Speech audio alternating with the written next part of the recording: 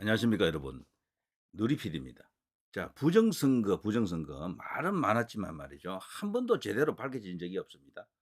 아니면 아니다라고 확실하게 믿을 수 있게끔 해 줘야 되거든요, 국가에서. 재판을 걸었는데도 재판에서도 이게 에 숨기고 감추기에 급급했습니다. 뭐 결국 그 재판도 아닌 거죠. 재판을 얼마나 많이 걸었습니까? 그런데 그중에 몇 개만 딱 하고 그냥 문을 닫아 버렸잖아요. 우리나라가 국가로 보면은요. 가장 중요한 국가기관의 한 부분을 이제 담당하고 있는 법원, 여기가 썩었다. 어떤 면에서 이 부정선거를 다루는 태도를 보게 되면은 이미 국민들의 신뢰를 완전히 잃었다라고 이제 볼 수밖에 없습니다. 근데 저는요 이런 생각을 해 봅니다.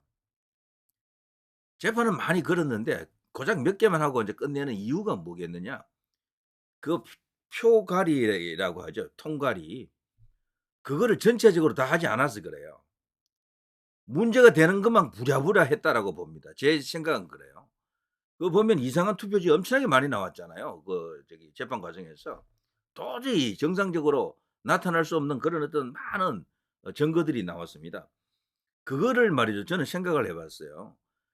전체 투표함을 대상으로 그렇게 하려 그러면은 동원되는 인력이 도대체 몇 명이라 해야 됩니까? 수백 수천 명이 들어가야 될 겁니다. 그거는 불가능해요. 그러니까 투표함은 그대로입니다. 그대로 있는데 문제가 되는 뭐 가령 어떤 재판을 하게 되는 요런 투표함 일부에서만 표가리를 서둘러서 긴급하게 했을 것이다. 근데 그것도 꼼꼼하게 하기 어려운 거죠. 그럴 수밖에 없는 게 하나의 투표소에서 수없이 많은 사람들이 투표한 행위가 그 투표함 아닙니까? 그걸 몇 명이서 어떤 그 골방에서 그냥 쑥덕쑥덕 창고 같은 데서 하게 되면은 아무래도 그게 허술하게 될 수밖에 없습니다. 자연스럽지가 않아요. 그래서 뭐 이상하게 그 형상 뭐 기억 뭐 어쩌고 하는 거 그런 것도 나타나고 그게 말이 안 되는 거죠. 빳빳한 종이들 그리고 뭐 실선이 인제 이 줄이 쳐져 있는 것들 그리고 여백이 균형이 딱 맞지 않는 것들 일반적인 상황에서는 절대로 일어날 수 없는 그런 표들이 너무도 많습니다, 너무도. 그런 걸 보면서도 '부정선거가 아니야. 모르겠어.' 이런 사람들이 너무도 많은 게 또 기이하죠. 저는 '부정선거 아니다.'라고 말하는 사람들은 두 가지 중에 각 한 가지씩 이 경우라고 봅니다. 거기에 연루됐거나 아니면은 그걸 내막을 깊이 있게 들여다보지 않았던 겁니다. 그러니까 막연하게 생각하는 거예요. 그러니까 너무 큰 스케일로 부정선거가 일어났다고 주장하기 때문에 그 사람들이 '그게 어떻게 가능하겠어? 그렇게 하자면 도대체 몇 사람이 들어가야 돼?' 요걸로 인제 단순화시켜야 됩니다. 어떻게 하는가 하면요. 통갈이라고 하는 것은 전체를 대상으로 하는 건 아닌 것 같아요, 제 생각에. 그거는 할 수가 없습니다. 극히 일부적으로 하는 거예요, 일부적으로. 문제가 되는 재판이 혹시 인제 벌어질 수도 있는 고런 것에서만 긴급히 뭐를 할 것이다라고 생각이 되고요. 나머지는 전부 이 해킹이나 아니면 전산 조작에 의해 가지고 "중앙선관위가 여기 지금 주범이다."라고 지금 주장하지 않습니까? 그렇다면 전산 그 담당자들 그걸로 이제 그 데이터를 만지는 사람들이 있을 겁니다. 그 몇 명만 타닥타닥 하면 끝나는 거야, 게임은. 그러니까 그렇게 많은 인원이 들어갈 필요가 없습니다. 배후에 뭐가 있겠죠, 배후에. 자, 민경욱 전 의원이 말이죠. 자신의 이름을 걸고 "나를 고발하라." 그랬습니다. 민주당의 가짜 당선자들과 자기가 당선돼 놓고도 그걸 모르고 싸우지 않는 한가한 국민의힘당 출마자들의 명단입니다. 불만이 있으면 저를 고발하세요. 그런데 제가 알기로도요. 이런 일로 시원하게 고발 고소 들어가는 거 거의 없더라고. 없어. 고발한다 치더라도 뭐 유야무야 되고 그렇습니다. 그건 달리 말하면은 제대로 이 수사하게 되게 되면은 이게 드러날까 봐 그냥 감추는 게 이 급선무입니다. 이들은 좌우지간 이 부정선거 이슈는요. 수면 위로 올라오지 않도록 꾹꾹 억누르는 감추는 이제 역할을 하는 거죠. 자 여기 보면요. 충격적인데요. 자 이런 요런 게 있습니다. 요게 있고 또 하나 더 있습니다. 50몇 명인데요. 여기 쭉 보면요. 심지어는요. 원희룡도 이겼더라고요, 원희룡도. 원희룡도 이재명에게 이긴 거야. 지난 4.10 총선에서. 4.10 보다는 4.15가 더 심했다 그래요, 4.15가. 그 4년 전에 했던 거. 그게 더 심한 부정이라고 하는데 이 4.10도 4.15 비처럼 한 거죠. 4.15 이후에 엄청나게 부정선거 이게 이슈가 커졌잖아요.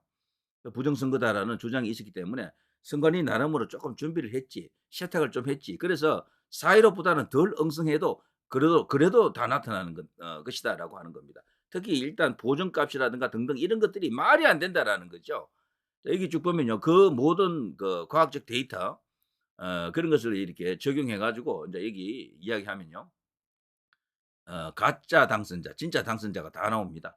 근데 여기 진짜 당선자라고 나와 있는 사람들이 자기들도 이걸 볼 거라고요, 어디선가는. 그러면 불끈해서 '내가 이겼었는데 내가 지금 가짜에 의해 가지고 부정선거에 의해서 떨어졌구나.'라고 생각하면 재판을 걸어야 되잖아요. 그런데 꿀먹은 벙어리처럼 가만히 있습니다. 가만히. 이것 때문에 지금 해결이 안 되는 거예요. 거기다가 중요한 언론이 여기에 대해서는 완전 뭐 절대적으로 건들지 못하게끔 무슨 성역화 해 놨죠. 부정선거하면 "너 그냥 음모론자." 뭐 이런 식이 됩니다. 그동안 지금 부정선거가 해결 안 된 상태로 지금까지 왔던 거는요. 음모론에 머물러 있어서 그래요, 음모론에. 우리나라 주요한 어떤 정치권 메이저 미디어들 이들이 이걸 음모론으로 치부하고 그냥 말도 못하게 끄집어내지 못하게 아예 정상적으로 언론에서는 다루지도 않습니다. 그렇게 되다 보니까 소수의 목소리처럼 되고 말았죠. 부정선거가 있는 것 같다라고 생각하는 사람들은 많아요. 여론조사에 보면 상당한 숫자가 나와. 그렇지만 그거를 이제 소위 이제 국가기관에서 그리고 인제 메이저 미디어에서 안 다루다 보니까 결국에는 그 음모론 영역에서 못 빠져나온 거예요. 그냥 음모론에 머물고 있는 겁니다. 그러나 이 내용을 쪼끔 이렇게 들여다보고 쪼끔 이렇게 연구해 본 사람들은 정말 뚜껑이 열릴 일이죠 이게. 여기 쭉 보십시오.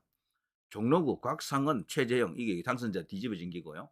요즘 까부러치는 부성찬이도 떨어졌다라는 거죠. 고석이한테. 황희, 구자룡도 이겼고 고민정도 오신환한테 졌고 다 이렇게 됐습니다. 쭉 보면 김민석이도 졌어요, 박용찬이한테. 간발의 차지만 박용찬이가 이겼다라고 나오고요. 에, 아니다. 박용찬이가 꽤 큰 차이로 이깁니다. 요거 진짜로 나가게 되면 공식적으로 조작 발표를 하게 되면 이렇게 된다. 50대 45로 이겼지만 진짜는 다르다. 쭉 보시면요. 이혜훈도 박성준한테 이겼네요. 저쪽에 이인영도 호준석한테 졌다. 이은주도 졌다. 쭉 보면 전현희도 졌다. 윤희숙한테 졌다. 진선미도 졌다. 전주혜한테. 진성준도 박민식한테 졌다. 쭉쭉 김준혁 그 문제 많던 이 쓰레기 교수 출신 김준혁이도 이수정 교수에게 졌다. 교수 대 교수 대결했는데 여기도 사실은 조작이 들어가지 않았으면 김준영이는 아웃, 이수정이 당선. 남인순도 여기 얼마나 여기도 정말 문제 아닙니까? 문제 여성 아닙니까? 김건식한테 졌다. 쭉쭉 나옵니다. 안규백이도 졌다. 이재정도 졌다. 이재정, 심재철 대결했는데 여기도 사실은 뒤집어졌다라고 하네요. 또 있습니다. 추미애도 졌다. 이용호한테. 이런 식으로 쭉쭉 나옵니다. 엄청난 이야기들이죠. 장경태도 졌다. 장경태도. 허영도 졌다. 춘천이죠. 에, 쭉 이렇게 나옵니다. 와 정말 이게 도대체 몇 석입니까? 51석입니다. 이게 인제 당락이 인제 이렇게 뒤집어진 어 사기, 예 조작 51석이라는 게 얼마나 거대한 의석입니까? 여기 보면요. 이재명도 있더라고요, 이재명. 이재명이 어디 있는데 아까 안 보이던데 이재명 여기 어디 보면 있습니다. 여기 보면 인천 어디 가면요. 이재명도 원희룡한테 진 것으로 나오더라고요, 진 것으로. 쭉 보시면은 이재명 요다음에 있나? 여기 있네. 인천 계양을 위에서 33번 이재명, 원희룡 여기도 실제 뒤집어졌다라는 거죠. 여기도 5표마다 3표 추가하는 식으로 뭐 몇 표마다 1표 추가하는 식 요런 식으로 각 선거구마다 쪼끔씩 그거는 달리했지만 5표마다 2표 추가 자기들 쪽으로 가짜표가 하나씩 가는 거죠. 이쪽 표가 저쪽으로 넘어가는 거죠. 그러면서 2표마다 1표 추가 뭐 이런 식으로 계산을 해 가지고 결국 인제 판을 뒤집어 엎었다라고 합니다. 자 이런 결과를 당사자들이 보고 겁이 나서 못하는 것 같아요 제가 볼 때는. 왜냐하면 부정선거를 주장했다가 이게 해결이 되지 않으면은 '정치 생명이 끊긴다.'라고 생각하는 거예요. 그래서 함부로 국회의원들은 못 나서는 거야 떨어지고도. 그러니까 전부 배짱이 좀 약하다. 민경욱 의원 같은 이런 어떤 어 기질이 없는 거죠. 자 그러나 어쨌거나 이런 것을 해결하기 위해서 윤 대통령이 세상에 이걸 드러냈습니다. 이런 방법이 아니고는요. 이 부정선거 이슈가 업무론에서 나오지를 못해요. 이 상태로 그냥 윤 대통령이 이번에 계엄을 선포하고 선관위를 치지 않았으면요. 이 상태로 10 년, 20 년, 100년 갑니다. 끝이에요. 뭐 해결 안 됩니다. 그냥 이대로 가는 거야 그냥. 근데 대통령이 이런 방법이 아니고는 이거를 충격요법 같은 이런 게 아니고는 이것을 세상에 드러낼 수가 없다. 저 업무론에서 끄집어낼 수가 없다라고 생각했던 거죠.